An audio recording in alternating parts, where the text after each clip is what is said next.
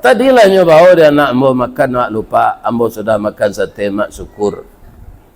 Alu lapa baru ilai.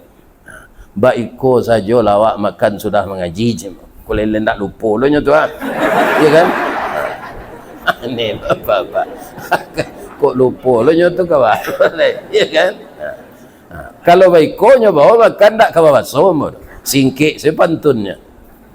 Tu nyo suruh ambo makan miko kan. Tali kayu panjang 9 orang mama PHT pelangkan lah anak lumbo-lumbo ambil air basuh lah tangan makan lah nasi nantai dang kita abihan sambal sadonya